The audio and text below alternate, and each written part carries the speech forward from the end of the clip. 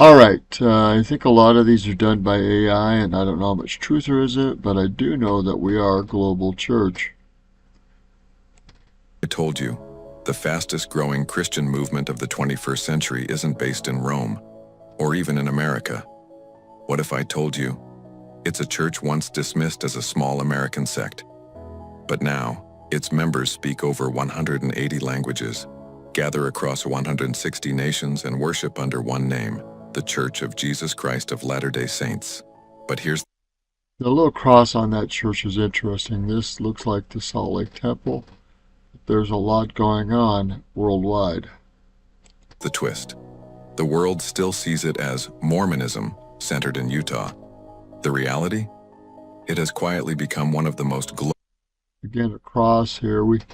A lot of these AI generated things with apostles speaking with a cross behind them are of course not approved by the church, but they're made by members or individuals that know about the church.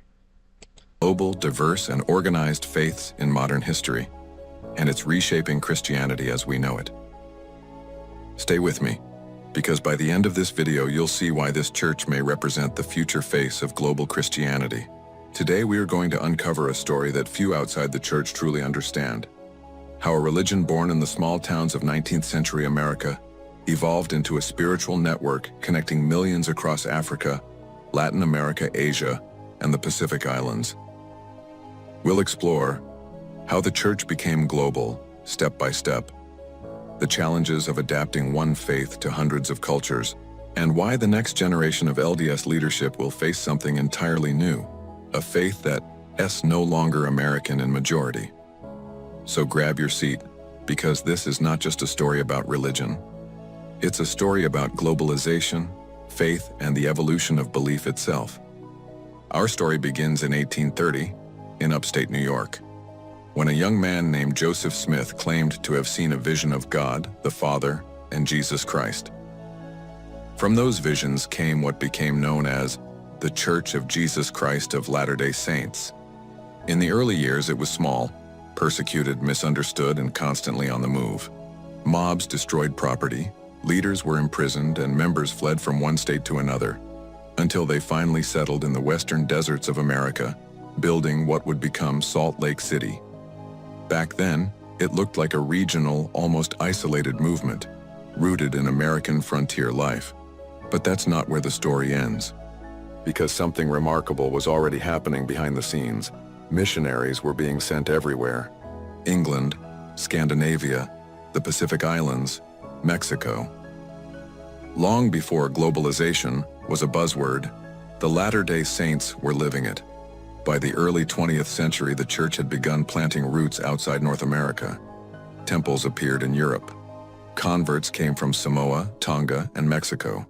Then came a turning point, the 1978 revelation, when the church officially extended priesthood and temple blessings to all worthy men. And this really changed Africa. And there were two senior couples that were sent over there to help West Africa get things going in the church. And it's an incredible story. But this really did change the worldwide church.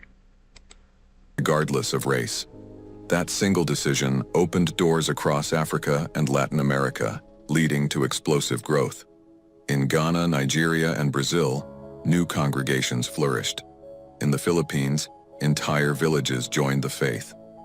By the 1990s, the church was no longer a Western movement.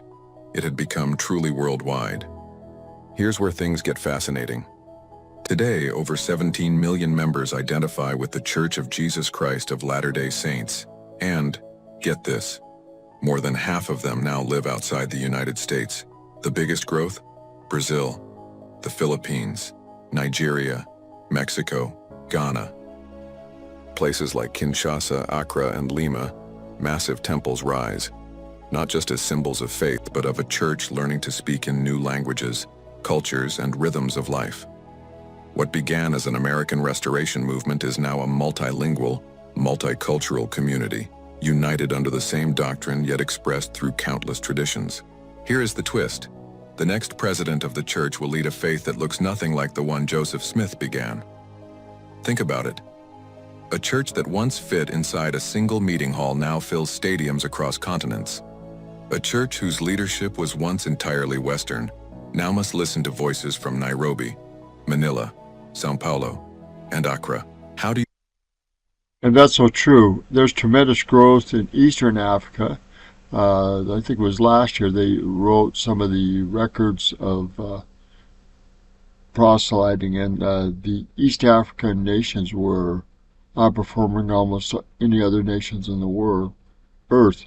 Brazil is really growing tremendously. Several countries in South America have. The Philippines has been phenomenal. The growth in the Philippines is phenomenal. We still have a lot of work to do in Asian countries. China is a major country that needs to be opened up. Russia. There are countries that are fighting our efforts, unfortunately. That won't be the same when Christ comes. You maintain unity when your members live in 160 nations, face different laws, cultures, and economies, yet share one gospel? That's the question at the heart of the modern LDS story. It's not just about numbers anymore. It's about identity. Who defines the church, the headquarters in Salt Lake City, or the millions worldwide who live its message in their own way? The future of the church is unfolding, and it looks beautifully global. Spanish hymns echo through chapels in Mexico. Tongan choirs sing in harmony with Filipino congregations. African missionaries now preach in Europe. The faith is no longer being exported. It's being reinterpreted, localized, and shared back with the world.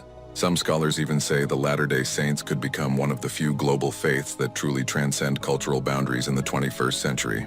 So the next time you hear about the Mormons, remember, it's not just a Utah story.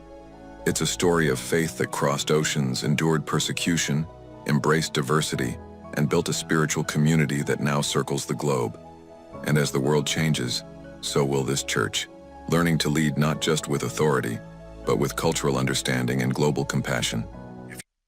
We see that the general conferences were getting more Asians, more Africans, more other country leaders, not only in the 70s, but we're getting it in the women's group, the Relief Society, the young women's groups, and we're also seeing it in the congregations and in the growth worldwide. So this is pretty impressive. This is pretty amazing, and it's going to continue to go that way.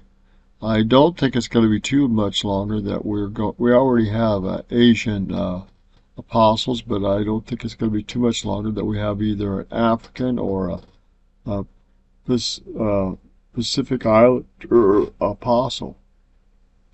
If you found this journey eye-opening, hit that subscribe button to stay with us. On this channel, we uncover the hidden stories behind the world's most influential faiths, the stories most people never hear. Drop a comment below. Did you know the Latter-day Saints were this global? I'd love to hear your thoughts and experiences.